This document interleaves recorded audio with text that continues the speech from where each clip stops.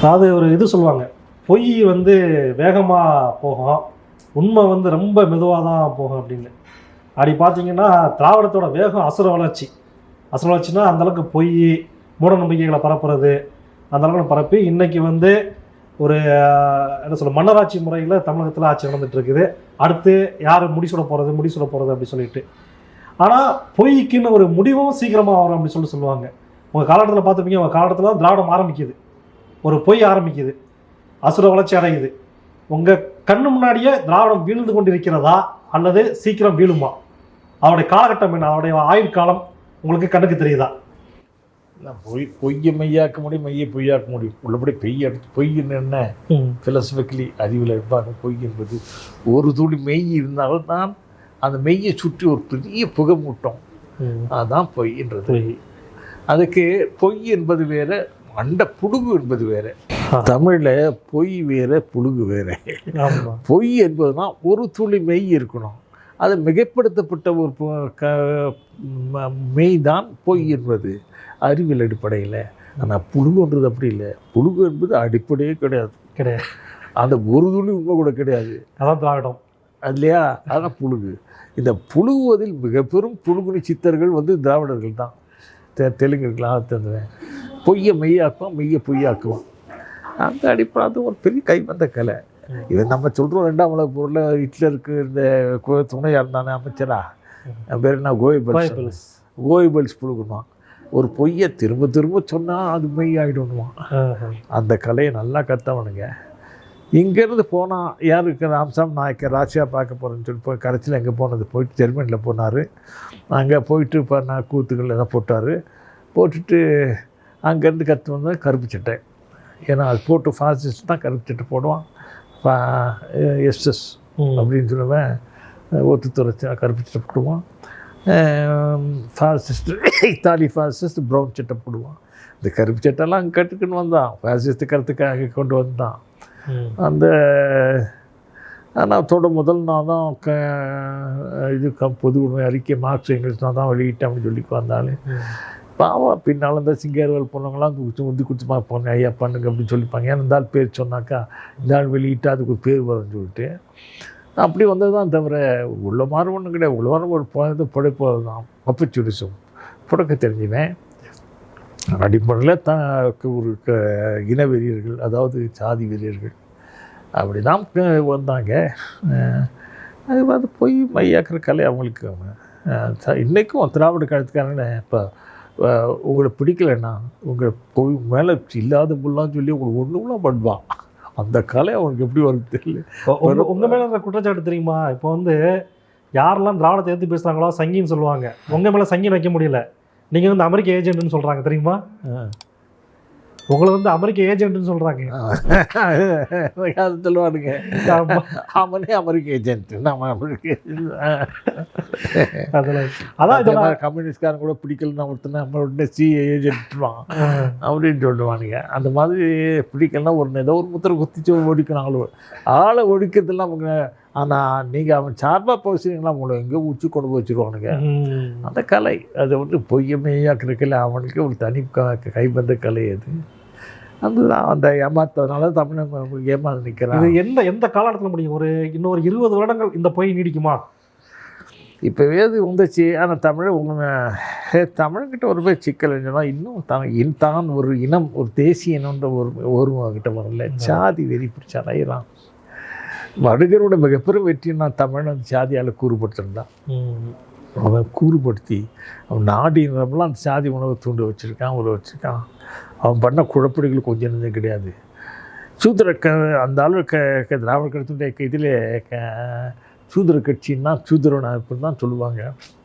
நான்லாம் சூத்திரன் சொல்லுவார். ஆனால் வந்து அவங்கள முன்னால் இருந்த பழைய தலைவர்களாகிய அந்த காலத்தில் அவர் ரொம்ப கோட்டு சூட்டு மூட்டுக்கிட்டு அன்றைக்கி வட்ட மேச மாநாட்டுக்கெல்லாம் போயிருந்தேன். ரெட்டமலை சீனிவாசன், வேறு அவங்க பேர் எம்சி ராஜா, பெரிய பெரிய பெருந்தலைகள்லாம் இவங்ககிட்ட இருந்தான். அதனால எனக்கு பொறாமை அவனுக்கு இந்த ஆளுக்கு. இவங்கெல்லாம் ஒரு குணம் விட்டுட்டு அப்போவே நீ சட்டப்போ ஏறி விலைவாசி காங்கிரஸ் ஆதரிச்சு காலத்தில் விலைவாசி எதுக்கு ஏறி போச்சுன்னா கார்ட்டூன் போட்டான் இதுலேயே திமுக ஈடாகிய முரசொலியிலே அந்த காலத்தில் விலைவாசி எது போச்சுன்னா பறச்சியெல்லாம் ஜம்பர்னா சட்டை அந்த காலத்தில் ஜம்பர் போட ஆரம்பிச்சிட்டான். அப்போ சொன்ன ஆள் பேடையில் பேசின ஆள். இப்போ எதுக்கு விலைவாசி ஏறி போச்சுன்னா இவன்லாம் வந்து இவங்களாம் சேலை கொடுத்த ஆரம்பிச்சிட்டாங்க. அப்படி சொல்லி இப்போ வந்து சாதி வெறி காட்டின ஆள் அந்த ஆள். அதுவே சாதி வெறி கட்சி மாதிரி சாதி வெறி எதிர்ப்புன்னு போய் கட்சின்றது பெரும் மோசடி. அது சாதி வெறி எனக்கு தன்னை சாதி வெறி சாதி ஒழிக்க பிறக்கணும். அது எங்கே சாதி ஒழிக்க முடியாது. ஆனால் காலப்போக்கில் அது உதிர்ந்து போகும். அது விதிரவை அது வேறு. ஆனால் வந்து சொல்லிக்கிட்டே சாதி வளர்த்தானுங்க. இந்த தமிழ்நாடு இன்னைக்கு சாதி வெறி சங்க காலம்ன்ற மாதிரி இன்னைக்கு சாதி சங்க காலம் தமிழ்நாட்டில் இப்போ புழங்குதே. எல்லா காரணம் இவனுக்கு தான். ஊருக்கு ஒரு சாதிக்கு சங்கத்தை கட்டி வச்சுட்டு என்னென்னா தமிழ் பேர் இருக்கக்கூடாதான். நான் கோணம் தமிழ் இருக்கக்கூடாதான். ஜாதவன் சொல்லணுமா. அப்புறம் ஒருத்தன் பல்லோர் சொல்லக்கூடாது. தமிழ் பேர் தமிழை போய்க்கலாமா என்ன உடனே தேவேந்திரக்குள்ள வேணாம். தேவேந்திரன் சமஸ்கிருத பேர் வேண்டான்றாங்க.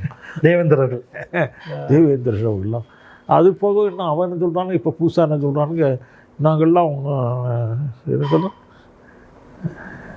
குஜராத்தில் ஒரு ஜாதி பேர் என்ன குர்மி அவன் குர்மிகள்ன்றான். தமிழ் பேர் கூடாது அவங்க ஜாதி. இப்போ இவன் குழப்ப சாதியும் வேறு வர்ணம்ன்ற முறை வேறு. வர்ணமுறைன்ற வர்ணம் சொல்லுவாங்க. சமஸ்கிருத வர்ணமுறைன்றானுங்க. தமிழ் உள்ளபடி வண்ணம் தான் அது. அதுக்கெல்லாம் நம்ம காரணத்தை விண்ணப்பட்டானோ என் நூல்களை விரிவாக எழுதியிருக்கேன் நான் அதை பற்றியெல்லாம். இப்போது சாதி வேறு வண்ணம் வேறு ரெண்டு போட்டு குழப்பிட்டு சாதி என்பது எப்படின்னா பழங்குடிகளுடைய எச்சங்கள் இருக்குது. ஆங்கிலத்தை ஒரு அம்மா கெயில் ஒரு அம்மா ஒரு சோஷியலிஸ்ட் அமெரிக்கன் சொல்லியிருந்தாங்க. அவங்க இன்கம்ப்ளீட் டீட்ரைபலைசேஷன் சொல்லுவாங்க. பழங்குடித்தன்மை முழுமையாக எழுந்திராத நிலை தான் சாதின்னு சொல்லுவாங்க. எப்படின்னா அரசு ஸ்டேட் அந்த அரசுடைய கட்டுமானத்துக்குள்ளே பிடிப்புக்குள்ளே வட்டத்துக்குள்ளே வராத பழங்குடிகள் பண்ணாங்க. ட்ரைப்ஸ் பண்ணாமல் மலைவாழ் மக்கள் மற்றவங்களாம் இருந்தாங்க. பழங்குடி மக்கள் இருந்தாங்க. அவங்களாம் மெல்ல வந்து அரசு வந்து காலப்போக்கில் விரிவடைஞ்சிட்டு போகுது. சேர சோழ பாண்டியர் அது விரிவடைஞ்சு போகும்போது அதுக்கு முன்னால் அந்த அரசுன்ற பிடிப்புக்குள்ளாத பழங்குடிகள்லாம் அதுக்குள்ளே இருக்கப்பட்டுறாங்க. அந்த பழங்குடிகளுக்கு வந்து படையில் பட்டாளத்தை சேர்க்குறானுங்க. அதான் வேலைக்கார படைன்னு சொல்லிட்டு ராஜராஜ சொல்லி கட்டிப்படை. அதில் வில்லிகள்னு ஒரு பழங்குடி இருந்தான். வில்லவர்கள்னு அவன் அவனை கொண்டாந்து இது பட்டாள் சேர்த்தான். அவனை பணம் சேர்ந்த பள்ளிகள் அவங்கள பட்டாளத்து சேர்ந்தான். பள்ளிகளில் பயிற்சி பெற்றவங்க பள்ளிகள்னு இப்படி தனித்தனி இதை உருவாக்கினாங்க. இப்போ அந்த பழங்குடி மக்கள் வந்து இந்த நாகரிகத்துக்கு அரசுன்ற கட்டுப்பாட்டுக்கு வந்து முழுசாக நாகரிகம் அடையலை. அந்த பழங்குடி தன்மையும் இழக்கலை. அதுவும் இல்லை இதுவும் இல்லை. ரெண்டு கட்டான நிலையில் இருந்த ஒரு பழங்குடி எச்சங்கள் ரெமினன்ஸ் ஆஃப் காஸ்ட் இது இருக்குது வர ட்ரைப்ஸ் இருக்கு. அதான் சாதிகள்ன்றது. சாதி வேறு வண்ணன்றது. வண்ணன்றது வேறு. வண்ணம்னா நிற அடிப்படையில் பிரித்தானுங்க. கலர் தோல் நிறத்தை வச்சுக்கிட்டு அதுக்கு உருவாக்கணும் இவன் இல்லை.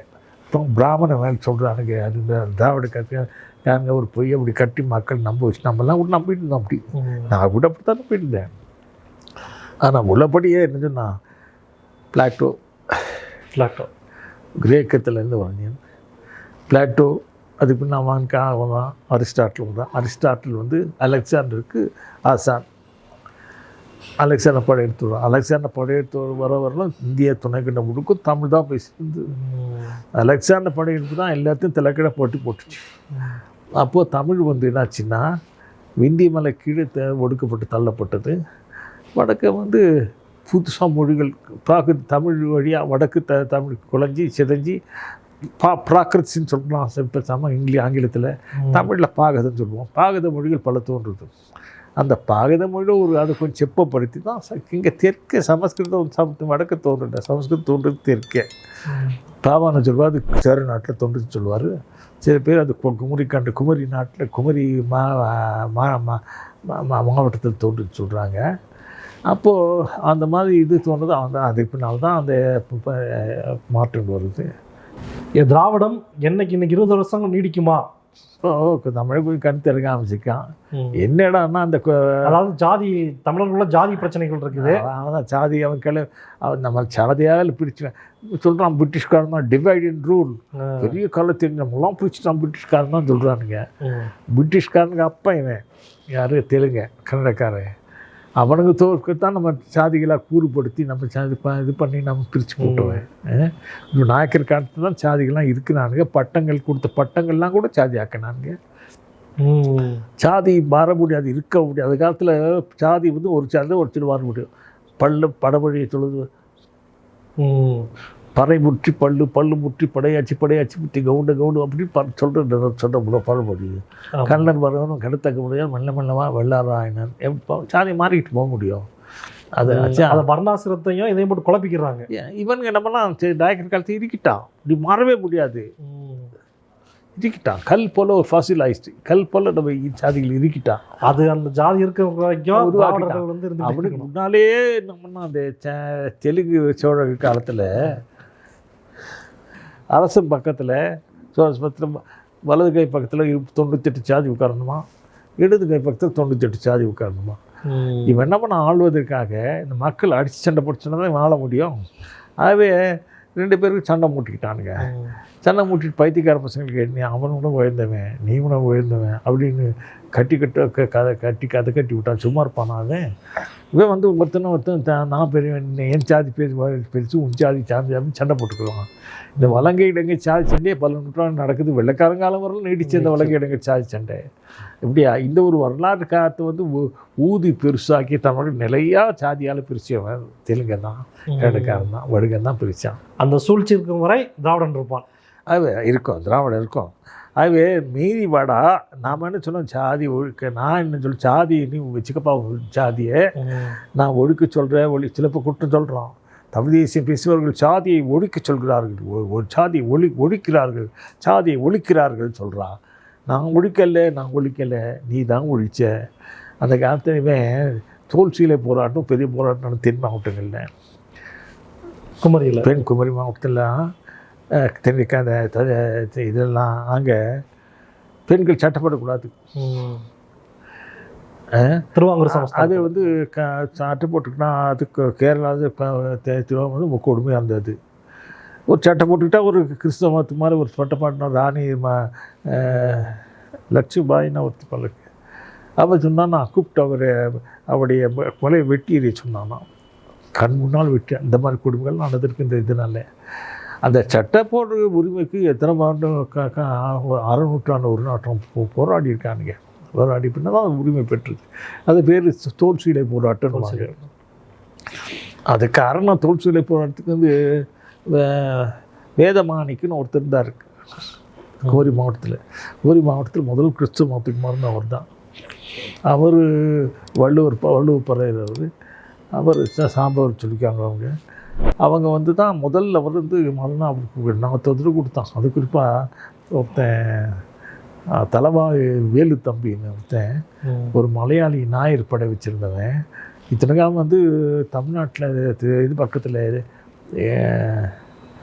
இப்போ சொல்கிறாங்க நாகர்கோவில்ன்றாங்களே, அந்த பக்கத்தில் பிறந்தவன் அவன். அவ்வளோ வெறித்தனமாக தமிழ்னா இப்போ வெட்டி செய்யணும். ஒரு காலத்து சொல்கிறாங்க 3000 தமிழ் வெட்டி கடலை போட்டான்னு கூட ஒரு கதை உண்டு. அப்படிப்பட்ட வெறியனுங்க. இந்த போராட்டம்லாம் இந்த சட்டப்போடு உரிமைக்கு வந்து இப்போ 50-60 ஆண்டு போராடி அவங்க என்ன பண்ணால் ஒரு ஜான் மன்ரோன்னு இந்த தாமஸ் மன்ரோவில் அங்கே திவான் ரெசிடெண்ட்டாக இருந்தான். திருவாங்கூர் சமஸ்தானத்துக்கு யார் ஜான் ரெசிடெண்ட் ஒருத்தர் திவான் ரெசிடெண்ட்னா வெள்ளக்கார ஒரு அமைச்சராக அமர்த்தப்படுவான் எங்கே அந்த அரசுக்குள்ளே மன்னராட்சிக்குள்ளே. அப்படி இருந்த அந்த ஆள் வந்து அவசர சட்டை கொண்டு வந்தால் கிறிஸ்துவ மதத்துக்கு மாறின ஈச்சாதி பெண்கள், அதாவது பறையர் பெண்கள் அல்லது இவங்க சானார் பெண்கள், அப்புறம் வந்து இவங்க ஈழவர் பெண்கள் அவங்க சட்டம் போட்டுக்கலாம். சட்டம் உணவு சொல்லி இடுக்குவா அந்த பேர் போன சட்டம் இல்லை, குப்பாயம் சொல்லிட்டு தொலைதொலை ஒரு கூட அது போட்டுக்கலாம்னு ஒரு ஆர்டினன்ஸ், ஒரு அவசர சட்டத்தை கொண்டு வரணும். அதை வச்சு கலகம். ஐயோ இது சாதி கட்சி கிடக்கிறானுங்க அப்படின்னு சொல்லிட்டு அது ஞாயிறு படம் குறிப்பாக அவனுங்க மிஷன் ஸ்கூலுக்கு போவான், பள்ளிக்கூடத்துக்கு படிக்கிற வாய்ப்பு கிடச்சிது. அவன்லாம் வந்து இப்போ போனான்னா சட்டை போட்டு போனால் போயிட்டு சட்டை போட்டு கிடிப்பானுங்க. அந்த மாதிரிலாம் அதெல்லாம் வச்சுக்கிட்டு கலகம், அது சாதி கலகம், அது மாதிரி அந்த மாதிரி ஊராக போய் ஊர்களை கொளுத்துறது, இப்படி எல்லாரும் வந்து பல வந்து இப்படி போராடி வந்தவன் யார்? சாணார்கள்ன்றவன் தன்னை பின்னால் நாடான்னு சொல்லிக்கிட்டான். சாணாரில் பல பிரிவுகள் உண்டு. சாணார் தான் மரமேறி கல் எடுக்கிறாங்க அப்படின்னு சொல்லிட்டு அந்த மாதிரி அவங்களில் வந்து நான் நாடார்னு சொல்லிக்கிட்டான். அந்த நாடார்னு ஒரு புது பேர் உருவாகி எடுத்துக்கிட்ட பின்னால் எத்தனை சாதிகள் ஒழிக்கப்பட்டது. தன்னை முதல் சத்தியம் சொல்லிக்கிட்டே வேணாம். அது பல பல இதுங்க பல உற்சாதி பல பிரிவுகளும் ஒழிச்சிட்டு ஒரு சாதி ஆக்கணும். யார் சாதி ஒழிச்சுவன்? சாதி வெறியன் தானே. அப்புறம் பல்லு வகையினால் நெல் வகையிலாம் பல்லு வகையாக எண்ண முடியாதுன்னு ஒரு பழமொழி உண்டு. பல்லர்கள் அத்தனை பிரிவு வந்துச்சு. அதனால் நெல் வகை கூட எண்ணிடலாம், பல்லு வகையை எண்ண முடியாதுன்னு சொல்லி பழமொழி. அவன் வந்து இப்போ என்ன சொல்கிறான்? நான் வந்து என்னை பல்லன்னு சொல்லாத, என்னை பாதிரின்னு சொல்லாத, என்னை என்னென்னா சொல்கிறானுங்க அந்த பிரிவு சொல்லாது, என்னை வேதிரக்குள்ள வேளான்னு ஒரு பேர் சொல்லுன்றான். அப்போ சாதி ஒழிக்கிறவன் யார்? சாதி ஒழிக்கிறவன் யார்? இந்த சாதி வெறியனுக்கு தானே. பள்ளி இருந்தது, படையாட்சி இருந்தால் தமிழனுங்க. அப்புறம் இதெல்லாம் போயிட்டு வன்னியன் புது பேர் வந்து நான் வச்சுக்கிட்டு இப்போ குறிப்பாக பாமக தோன்றி போனால் தான் பரவலாச்சு. சரி, இந்த நீ பள்ளி ஒழிச்சவன் பல்லன் ஒழிச்சு படையாட்சி ஒழிச்சவன் நீ தானே புது பேரை வச்சுக்கிட்டு. ஆக சாதி வெறியன் தான் சாதி ஒழிச்சான். நாங்கள் ஒழிக்கலப்பா, நாங்கள் சொல்கிறோம் இருந்துட்டு போட்டோம். இத்தனை பல நூற்றாண்டு வச்சு அண்ணா அது வீட்டோடு இருக்கணும், 4 சோத்துக்குள்ளே இருக்கணும், வெளியே வரக்கூடாது, தெருவுக்கு வரக்கூடாது. சாதியும் சரி மதமும் சரி வீட்டுக்குள்ளே இருக்கணும். அது தெருவுக்கு வந்தாலும் ஆபத்து. நம்ம வம்பு சண்டைகள் இல்லையா? சீனாக்காரன் உன் சாதி எதுன்னு கேட்டால் சிரிப்பானா, நீ மதம் என்னன்னு கேட்டால் சிரிப்பானா. ஏன்னா அவன் குடும்பத்தில் அப்போ அவன் வந்து டாவோயிஸ்டாக இருப்பான், அல்லது வந்து வேறு சின்ட்டு வந்து எவரும் மதத்தாக இருப்பான், கன்ஃபியூஷன் ஏதோ மதத்திருப்பான். அம்மா வந்து புத்திஸ்டாக இருப்பான், இவன் மகன் வந்து கிறிஸ்டினாக இருப்பான், பையன் வந்து கடவுள் நம்பாதனாக இருப்பான். இந்த மாதிரி ஒரே குடும்பத்தில் இருந்தால் கிறிஸ்டின் சண்டை போட்டுக்க மாட்டாங்க. அவன் பாட்டு அவன் அன்றைக்கி தனிப்பட்ட நம்பிக்கை அப்படின்னு தான் இருப்பாங்க. அந்த மாதிரி இருந்துட்டு போகிறது என்ன உனக்கு இருந்தாச்சு. அந்த மாதிரி நீ வீட்டுக்குள்ளே சாதியை வச்சுக்கிட்டு வீட்டுக்குள்ளே நீ மதத்தை வச்சுட்டா ஒரு வம்பு கிடையாது. தெருவுக்கு வந்தால் தான் வம்புன்னு சொல்கிறோம். அதுவே நீ சாதி காலப்போக்கில் செத்து போகணும்னு நமக்கு தெரியும். ஏன்னா எதுவும் செத்து தான் ஆகணும், அது இயற்கை விதி இல்லையா? அதனால் சாதிங்க உதிர்ந்து போகும். இங்கிலீஷில் சொல்கிறோம்னா அந்த விதறவே மெல்ல மெல்ல உதிர்ந்து போகும். நான் பையன் படிக்க படிக்க படிக்க முன்னேறு மற்றவங்களோட பழக காலப்போக்கில் மறைஞ்சு போகும். அப்படி தான். ஆகவே நம்ம விட்டுடுறோம் இது. ஆனால் கட்டி பிடிக்கிறோம் யார்? இந்த சாதி வெறியும் தான் சொல்கிறானுங்க. சாதி ஒழிக்கிறானுங்க 2 ஜீராக பார்த்து சொல்கிறான். தமிழ் தேசியம் தான் சாதி ஒழிக்கிறார்கள் தான் சொல்கிறான். இப்போ பார்த்தீங்கன்னா பல நூற்றாண்டுகளுக்கு முன்னாடியே நம்ம வந்து மருத்துவத்துறையில் பல நூற்றாண்டுகளுக்கு முன்னாடியே மருத்துவத்தில் சிறந்திருந்தோம். பல அணைகள் கட்டியிருந்தோம். அதாவது இன்ஃப்ராஸ்ட்ரக்சர், நீர் மேலாண்மைலாம் நல்லா இருந்துச்சு. அப்படிப்பட்ட ஒரு தமிழ் சமூகம் முன்னாடி இருந்த அந்த நாகரிகம், பகுத்தறிவு, உள்கட்டமைப்பு எல்லாத்துலேயும் இந்த தமிழ் சமூகம் இடையில இந்த திராவிடம்னு ஒன்று வரலை. நீங்கள் சொல்கிறது அகக்கட்டுகள்ன்ற இன்ஃப்ராஸ்ட்ரக்சர் பற்றி பேசுகிறீங்க. இதை விட பெருசுன்னு சொன்னால் உலகத்துக்கே மெய்யல்ன்ற ஃபிலோசபின்னு கொடுத்துவேன் தமிழ் தான். அந்த தமிழில் ஃபிலோசஃபி என்ற சொல்லுக்கு அவன் என்ன சொல்கிறான்? ஃபிலோசோஃபியா அப்படின்னு சொல்லி, ஃபிலோஸ்னா ஐ லவ் நாலேஜ் என்றுதான் அப்படின்னு பொருள். அதுக்கு அந்த சொல்லுக்கு தமிழில் பேர் இல்லை. தத்துவம் சமஸ்கிருத் தாண்டிட்டு வந்தானுங்க சில பேர். இந்த என்ன சைவ சித்தாந்தக்காரனுங்க என்ன பண்ணாங்க? மெய்ப்பொருள், இப்படி மொய்ப்பொருள் நூல் அப்படி இப்படின்னு சொல்லிட்டு இருந்தானுங்க. ஆனால் முதல் அதை மெய்யில்னு சொல்ல நான் தான் உருவாக்குறேன். ஆனால் இன்றைக்கி உலகம் முழுக்க அது பாலப்படுது. அதுதான் அந்த மாதிரி தமிழில் உலகத்துக்கு மெய்யில் கொடுத்த ஃபிலாசபி கொடுத்தவன் தமிழ் தான். மெய்யில் மூத்த மெய்யில் சாங்கிய மெய்யில்னு சொல்கிறானுங்க, சாங்கிய ஃபிலாசபின்றானுங்க. அதுக்கு முன்னே அது சின்ன கூறு மிச்சம் எச்சம் நிற்குது. அது பெருசாக வந்து எண்ணியம் நடந்தது. Number philosophy, number theory, Pythagoras theory, number theory. அவனுடைய ஃபிலாசபின்னா நம்பர் தியரின்றான். எண்கணிதம், எண்ணியம், தமிழில் எண்ணியம் சொல்கிறோம். அந்த எண்ணியம் மறைஞ்சு போச்சு, செத்து போச்சு. அது மிச்சத்தை வந்து சமஸ்கிருதத்தில் வச்சுக்கிட்டானுங்க, திருடி வச்சுக்கிட்டான். அது சாங்கியமாக இன்றைக்கி நிற்குது. அது சாங்கிய ஃபிலாசபின்னு சொல்கிறானுங்க. உலகம் எப்படி தோணுச்சுன்னு முதல் கற்பிச்சு சாங்கிய ஃபிலாசபி தான். உலகத்தை தோன்றதுக்கு முன்னால் ஒரு மென்பொருள் பார் காஸ்மிக் பார்ட்டிகல்ன்றாங்க. அந்த மாதிரி ஒரு மென்பொருள் உலகம் முழுக்க, அண்டம் முழுக்க பறந்தது. அது மெல்ல மெல்ல இறுகித்தான் பொருள் உண்டாச்சு, உயிர் உண்டாச்சின்னு சொல்லிட்டு தான் அது. அது என்ன 5 அன்னைக்கு நம்ம முன்னோர் தமிழ் தான் 5 பொருள்கள் என்ன சொன்னான். நிலம், நீர், தீ, காற்று கூட ஆகாது. ஐம்பூதங்கள் தமிழில் விண்மன்னு சொல்லுவோம். ஐம்பூதங்கள் நாங்கள் பூதவியல் சொன்னோம். அது தமிழ் தான் சொல்லுது. ஆனால் இன்றைக்கும் எலிமெண்ட்ஸ் தானே. இன்றைக்கி அறிவியல் வந்து இன்றைக்கி 118 பீரியாடிக் டேபிள்ஸ் பார்த்தா மேண்டேட்டரி இது பெரிய 118 தனிமைகள் இருக்குன்னு சொல்கிறான். ஆனால் அது அடிப்படை தான் இது வந்தது. இதான் வேர் எடுத்து கொடுத்தது, வேர் போட்டு விதை போட்டது. அதான் அது. இந்த அறிவியலை கொடுத்தவங்க உலக தமிழை சாங்கிய மெய்யில் சரி, அது அடிப்படையில் பின்னால் வந்து அணுக்கோட்பாடு அடிப்படையில் தழுவி வந்த ஆசிவிக மெய்யெல்லாம் சரி, வைசியேஷிகன்னு சொல்கிறான வைசியடிகம் சிறப்பியம் சொல்லக்கூடிய அந்த மெய்யெல்லாம் சரி, எல்லாம் அணுக்கோட்பாடு, அணுவை பற்றி பேசுகிறது. அணுக்கோட்பாடு உலகத்துக்கு கொடுத்தது தமிழை. அது கார்ல் மார்க்ஸே சொல்லுவார். கார்ல் மார்க்ஸோட டாக்டரல் தீசிஸ் டெமோக்ரட்டிஸ் எபிக்யூரஸ் இடையிலுக்கு வேற்றுமை பற்றி சொல்லும்பொழுது அது எபிக்யூரஸ் வந்து டெமோக்ரட்டிஸ் மாணவன், எபிக்யூரஸ் தன் ஆசானை மிஞ்சி நிற்கிறான்னு தான் அவருடைய டாக்டர் பட்டத்துக்கு முன்னாடி பட்டத்துக்கு நம்ம மார்க்ஸ் இழப்பது. அதில் சொல்லுவார், எல்லாம் அங்கேருந்து வந்து தானே இந்தியான்னு சொல்கிறான். இந்தியானா தென்னிந்தியான்னா தமிழ்நாடு தான்.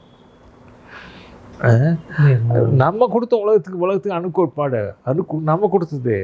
இதுதான் மெய்யல். ஆகவே நம்மோட அறிவு செய்தும் வந்து அந்த சாங்கிய ஃபிலாசபி சொல்லக்கூடிய அந்த கோட்பாடை இமானுவேல் கான்ட்ன்ற பெரிய ஃபிலாசபர், ஜெர்மன் ஃபிலாசபர் சயின்டிஸ்ட்டு அவன் எடுத்துக்கிட்டு வளர்க்குறான். உலகம் அப்படி தோணிச்சு ஒரு கருத்தை சொல்கிறான். அதை கேண்ட் லாப்லாஸ் தியரின்றாங்க இன்றைக்கி.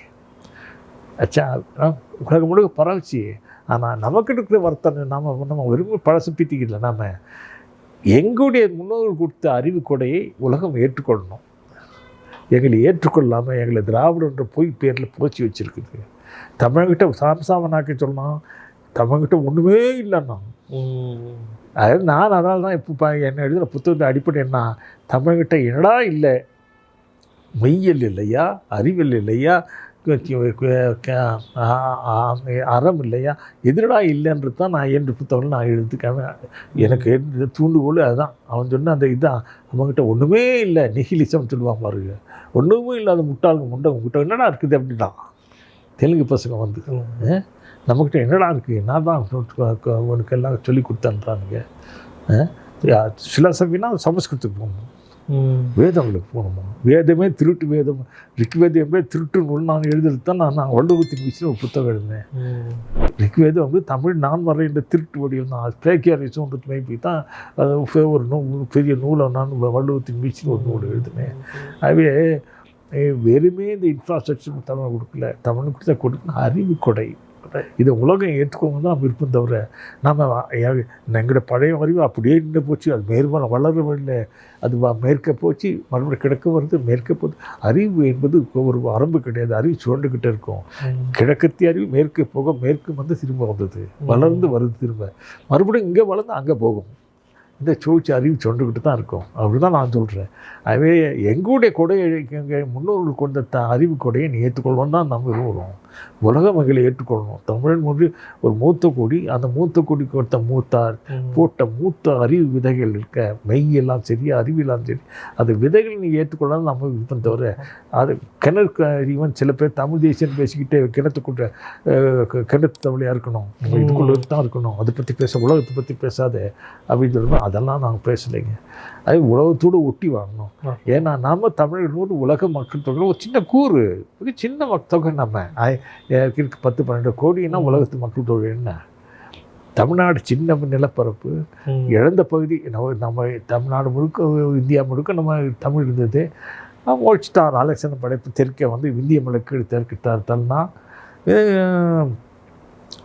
ஏன் தள்ளி விட்டு உலகத்துக்கே முதல் இலக்கணம் கொடுத்து தமிழ் தான். தொல்காப்பியத்துக்கு முன்னால் இலக்கம் உலகத்தில் எந்த மொழிக்கும் கிடையாது. அந்த தொல்காப்பியத்தை பற்றி என்ன பண்ணி வச்சானுங்க, பணபாரனார் ஒருத்தரும் அதுக்கு ஒரு பாயிரம் எழுதலாம். பாயிரம்னா ஒரு நூல் எழுதுனா அதுக்கு ஒரு முதல் பாட்டை வந்து முன்னால் வச்சுருவானுங்க பாயிரம்னு. அவனை எழுதுனா வடமு எங்கேயும் திரும்பி தொடங்கி எழுத பாயிரம் எழுதும்போது சமஸ்கிருத முதல் இலக்கணம் ஐந்திரம் தொல்காப்பியன்னு எழுதலாம். தொல்காப்பியம் என்கிட்ட இங்கே இலக்கணத்தை கற்றுக்கிட்டாங்க. ஐந்திரம்னு ஒரு நூல் இருந்துச்சான், அதை எடுத்து கற்றுக்கிட்டானா. ஐந்திரண்டு தமிழ் நூல் தான். ஐந்திரண்டு பேர் தமிழ் பேர் தான். ஐந்திரம் வந்து என்ன சொன்னால் சமஸ்கிருதத்துக்கு முதல் இலக்கணம் அது. இப்போது இவன் பாணின்னு சமஸ்கிருத இலக்கணம் எழுதுறதுக்கு முன்னால் 11 நூல்கள் காட்டுறான். அதில் முதல் நூல் இலக்கணம் ஐந்திரம்.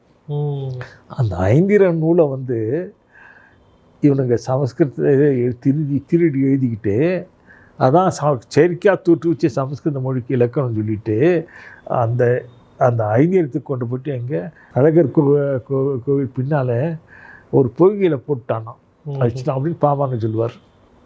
ஆச்சுன்னா அது மூல நூல்கள்லாம் அழிச்சிட்டான். இப்போ விஷ்ணு புராணம்ன்றான். அதை பார்த்தா அத்தனை அது கூட வானியல் கருத்துக்கள்லாம் எல்லாம் தமிழ் இது அது எழுதப்பட்டது தமிழ்நாட்டில் தான். திருட்டு நூல் நல்லா தெரியுது. திருடி சமஸ்கிருதம் எழுதி வச்சுட்டு அறிவியே சமஸ்கிருதத்தை தான் வந்து நம்மகிட்ட போய் சொன்னால் நம்ம எப்படி ஏற்றுக்கொள்ள முடியும்? இப்போ கண் திறக்கிறோம். அன்றைக்கி இதுவரையும் கண் தூங்கிட்டு இருந்தோம்.